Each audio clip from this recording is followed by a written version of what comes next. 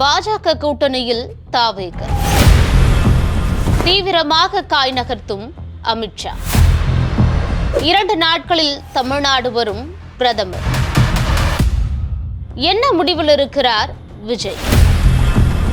NDA கூட்டணிக்குள்ள எப்படியாவது தாவேக்காவை கொண்டு வந்துடணுங்கிற தீவிர முயற்சியில பாஜக இறங்கியிருக்காங்க. அதுலயும் குறிப்பா அமித்ஷா அவர்கள் இதுல முதன்மை கவனம் செலுத்தி பல்வேறு வழிகள்ல விஜய் அவர்களை தொடர்பு கொண்டு பேசுறதுக்கான முயற்சிகளை மேற்கொண்டிருக்கிறதா சொல்லப்படுது.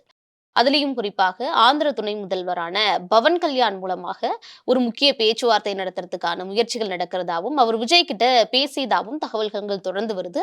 இதனை பாஜகவுடைய முக்கிய நிர்வாகிகள்ல ஒருவரான KS ராதாகிருஷ்ணன் உறுதிப்படுத்தவும் சொல்லியிருக்கிறாரு.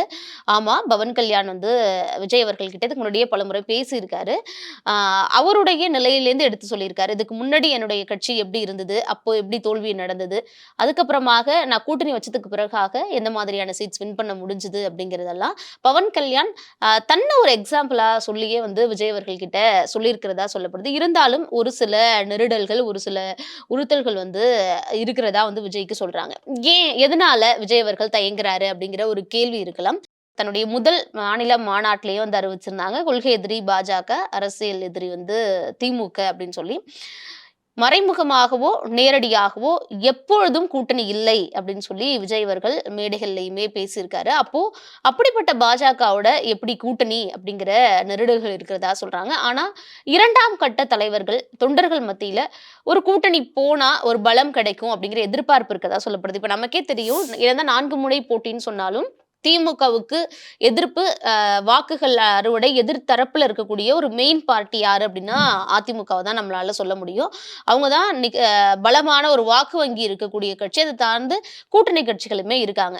தாவேக தலைவர் விஜய் என்னதான் விஜய்க்கும் ஸ்டாலின் சாருக்குமான இடைப்பட்ட போட்டி, திமுக வர்சஸ் தாவேக அப்படின்னு சொன்னாலும் கள நிலவரம், இரட்டை இலைக்கு இருக்கக்கூடிய பலம், அதிமுகவுக்கு இருக்கக்கூடிய கட்டமைப்பு, கிராமப்புறங்கள் தோறும் இருக்கக்கூடிய எம்ஜிஆர் ஜெயலலிதாவுடைய தொண்டர்கள்னு, அதிமுகவுடைய பாரம்பரிய வாக்குகள்னு திமுக வர்சஸ் அதிமுகங்கிறதா தான் களம் இப்போ வரைக்குமே இருக்கு. அது கூட்டணிகள்ங்கிறது இன்னும் கொஞ்சம் சேர்த்து பலம் கொடுக்குது 2 பேருக்குமே.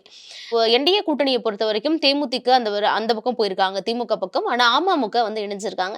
நம்ம அமமுக அப்படின்னு சொல்றப்பயே ஒரு விஷயம் நம்ம 2021க்கும் 26க்கும் ஒப்பீடு செய்யணும். அதனாலதான் விஜய் அவர்களுமே இங்க வந்தா நல்லா இருக்கும் அப்படிங்கிற ஒரு முயற்சியில பாஜக இறங்கியிருக்காங்கன்னே சொல்லலாம். 2021ல அமித்ஷா அவர்கள் டிடி தினகரனை சேர்த்துக்கோங்க அப்படின்னு சொல்லியும் எடப்பாடி பழனிசாமி ஒத்துக்கல. அது வெளிப்படையாக டிடி தினகரன் முதற்கொண்டு பாஜக எல்லாருமே பேசிட்டாங்க. அப்படி சேர்க்காததுனால ஒரு 20லேருந்து 20 தொகுதிகளுக்கு மேல வெற்றி வாய்ப்பை அதிமுக இழந்தது. அதே மாதிரி இப்ப விஜயுடைய வருகை அப்படிங்கிறது, இப்போ அமமுக அதிமுக கூட்டணிக்குள்ள என்டிஏல வந்துட்டாங்க. ஆனா விஜயுடைய வருகை, புதுசா விஜய்ங்கிற ஒரு ஃபேக்டர் தாவேக்கு வந்திருக்கிறது. அவருக்கு இருக்கக்கூடிய youngsters support, first time voters, பெண்களுடைய வாக்குகள் கொஞ்சம் வரும் அப்படின்லாம் எதிர்பார்க்கப்படுது. கண்டிப்பாக இரட்டை இலக்கத்தில் அவர் வாக்கு சதவிகிதம் வாங்குறதுக்கான சாத்தியக்கூறுகள் அதிகமா இருக்குன்னு பல கருத்து கணிப்பு முடிவுகளையும் நம்மளால பார்க்க முடியுது. அப்போ விஜய் அப்படிங்கிற ஒரு ஆள் மூலமாக வாக்குகள் பிரியிறப்போ அது அதிமுகவுடைய வெற்றியை பல இடங்கள்ல அமமுக கடந்த முறை பண்ண மாதிரி இந்த முறை தாவேக்கப்படுறதுக்கான வாய்ப்புகள் இருக்கு. அதனால நம்ம மெஜாரிட்டி இழக்கிறதுக்கு சாத்தியக்கூறுகள் இருக்கிறதுனால விஜய் நம்ம கூட அகாமடேட் பண்ணிக்கிட்டோம் அப்படின்னா திமுக வர்சஸ் அதிமுகங்கிற களம் முழுமையா இருக்கும். அதுல வின்னிங் பாசிபிலிட்டிங்கிறது என்டிஏ கூட்டணிக்கு அதிகமாவே இருக்கிறதுக்கான வாய்ப்புகள் இருக்கு. அப்படிங்கிறதுனாலதான் எப்படியாவது விஜயை இந்த கூட்டணிக்குள்ள கொண்டு வந்துடணும் அப்படிங்கிற முயற்சிகள் நடக்குது. கடந்த 2-3 நாட்களாவே சமூக வலைதளங்கள்ல இது சம்பந்தமான பேச்சு அப்படிங்கிறது போய்கிட்டே இருக்கு. பாஜக, அதிமுக என்டிஏ கூட்டணியில இருக்கக்கூடிய தலைவர்கள் யார் பொதுவெளியில இருந்தாலும் அவங்க கிட்ட செய்தியாளர்கள் இது சம்பந்தமா கேள்விகளை முன் வச்சுக்கிட்டே இருக்காங்க. முதல்ல நம்ம அதிகாரப்பூர்வமா யாரை நம்பலாமோ அந்த மாதிரியான ஆட்கள் யார் சொல்லியிருக்காங்கன்னு பார்த்தோம்னா, பாஜகவுடைய மாநில தலைவர் நயினா நாகேந்திரன் அவர்கள் கிட்டேயே கேள்வி கேட்கிறாங்க. விஜய் அவர்களை அவங்க கூட்டணிக்குள்ள கொண்டு வரதுக்கு முயற்சிகள் நடக்கிறதா சொல்றாங்களேன்னு. இதுவரைக்கும் எனக்கு எந்த தகவலும் இல்லை அந்த மாதிரி அப்படின்னு சொல்லிட்டு நயினா நாகேந்திரன் சொல்றாரு. முன்னாள் மாநில தலைவர் எல் முருகன் அவர்கள் கிட்டயும் பேசுறாங்க. எல் முருகன் என்ன சொல்றாரு அப்படின்னா, டெல்லி தலைமை, டெல்லி தான் முடிவெடுக்கணும் அப்படிங்கிறாரு. ஜி.கே. வாசன் கிட்டையும் கேட்கிறாங்க கூட்டணி கட்சியும். அவரும் ஒரு மழுப்பலான பதில் தான் சொல்றாரு. இப்படி இல்ல, கிடையாது அப்படின்னோ, சாத்தியமே இல்லை அப்படின்னோ சொல்லல. வாய்ப்புகள் இருக்கலாம், எங்களுக்கு இது வரைக்கும் தெரியல, டெல்லி தலைமை முடிவெடுக்கும், இந்த மாதிரியான பதில்கள் தான் என்டிஏ கூட்டணியில இருக்கக்கூடிய தலைவர்கள் கிட்ட இருந்து வருது. தாவேக்கால இருக்கக்கூடிய 2ஆம் கட்ட தலைவர்களுமே விரும்புறதா சொல்றாங்க. நம்ம சுத்தி நடக்கக்கூடிய அரசியலையும் பார்க்கணும். விஜய சுத்தி மட்டுமே இன்னைக்கு இருக்கக்கூடிய அரசியல பாருங்க. இன்னைக்கு மட்டுமே வந்து சிபிஐலேருந்து சம்மன் வந்திருக்கு விஜய் அவர்களுக்கு. நாளை டெல்லியில வந்து இந்த கரூர் வழக்கு விசாரணை சம்பந்தமாக ஆஜராகணும் அப்படின்னு சொல்லிட்டு. ஆனா, அதற்கு விஜய் ஆஜராக மாட்டார் அப்படின்னு சொல்லப்படுது. ஏன்னா 2 முறை இதுக்கு முன்னாடி டெல்லியில ஆஜராகிறப்ப இன்னொரு முறை ஒரு விசாரணை இருக்கு அப்படின்னு சொல்லப்பட்டது. அதற்கு சரியாக நாளை விசாரணைக்கு அழைக்கப்பட்டிருக்காரு. இதுக்கு முன்னாடியே நம்ம வந்து கட்சிகளுக்கான வேலைகளுக்கான ஒரு திட்டம் எங்களால வகுக்கப்பட்டுருச்சு அந்த தேதியில. அதனால எங்களால அந்த தேதியில வர முடியாதுன்னு விஜய் தரப்புல வந்து பதில் சொல்லியிருக்கிறதாவும், வேறு தேதி மாத்தி குடுங்க. இன்னும் சொல்லப்போனா சென்னை அலுவலகத்துக்கு வர்றா மாதிரியான ஒரு ஏற்பாடு பண்ணி குடுக்கணும். அது எந்த தேதியா இருந்தாலும் பரவால்ல. நாளை தவிர எந்த தேதியா இருந்தாலும் ஓகே அப்படின்னு விஜய் தரப்புல சொல்லியிருக்கிறதா சொல்றாங்க. அதனால நாளை விஜய் அவர்கள் சிபிஐ விசாரணைக்கு அங்க ஆஜராகறதுக்கான வாய்ப்புகள் இல்லை அப்படின்னு தான் வந்து இப்போ வரைக்கும் நமக்கு கிடைத்த தகவல்களாக இருக்கு. அதே மாதிரி இன்னொரு நியூஸ் விஜய் அவர்கள் சம்பந்தமாகவே பார்த்தோம்னா, ஜனநாயகன் படம் தணிக்கை. இதற்கு மறு ஆய்வுக்கு இன்னைக்கு அந்த படம் வர இருந்தது. ஆனா தணிக்கை குழுவுல இருக்கக்கூடிய ஒரு உறுப்பினருக்கு உடல்நிலை சரியில்லாத காரணத்தால இன்னைக்கு ஜனநாயகன் படம் மறு ஆய்வுக்கும் வரல. அப்படி டெல்லி கையில இருக்கக்கூடிய ஜனநாயகன் படம், தணிக்கை விவகாரம், சிபிஐ விசாரணைன்னு இதெல்லாம் வச்சு விஜய் அவர்களுக்கு பாஜக அழுத்தம் கொடுக்கறதுக்கான சாத்தியக்கூறுகள், வாய்ப்புகள்ங்கிறது அதிகமா இருக்கு. ஜனநாயகன் ரிலீஸ் ஆகணுமா? சிபிஐ வழக்கு விசாரணையிலேருந்து வெளியில வரணுமா? கரூருக்கு உங்களுக்கும் சம்மந்தம் இல்ல, எந்த தப்பும் இல்லைங்கிற முடிவுகள் இருக்கணுமா? இப்போ கூட்டணிக்கு வாங்க.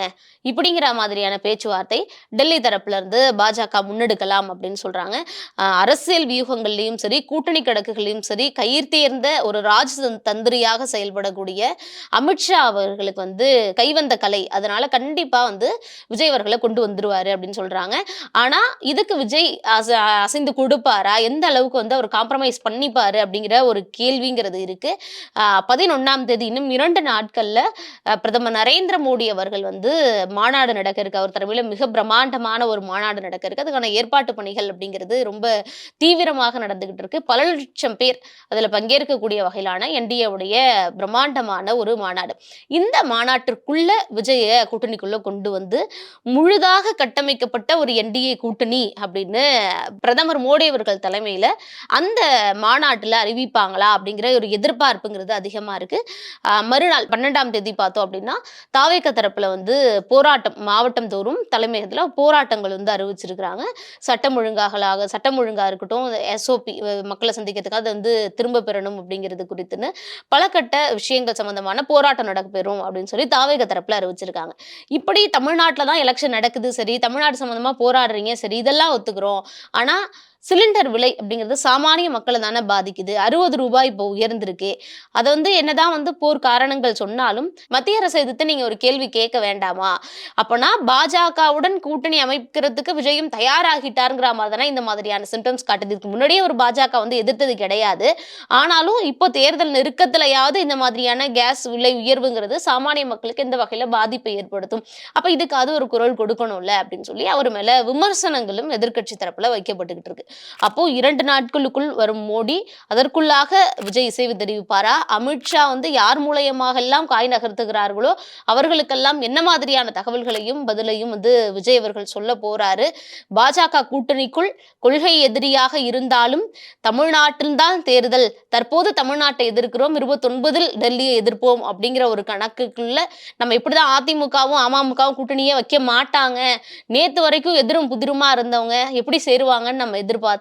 ஆனா கடைசி நிமிஷ ட்விஸ்டா வந்து நாங்கெல்லாம் பங்காளிங்க, எங்களுக்குள்ள இருக்கிற சண்டெல்லாம் வந்து ஒரு தாய் பிள்ளைகள் நாங்கெல்லாங்கிற மாதிரி 2 பேரும் ஒன்றிணைந்து கொடுத்த பேட்டிங்கிறது இந்த 2026 தேர்தல் அரசியல்ல மிகப்பெரிய அளவுல ஒரு ட்விஸ்டா நம்ம எல்லாராலையும் பார்க்கப்பட்ட ஒரு செய்தி. அந்த மாதிரியான அதிர்ச்சி வைத்தியத்தை விஜய் அவர்களும் கொடுக்கிறாரா அப்படிங்கிறதெல்லாம் நம்ம பொறுத்திருந்து தான் பார்க்கணும். Subscribe to One India and never miss an update.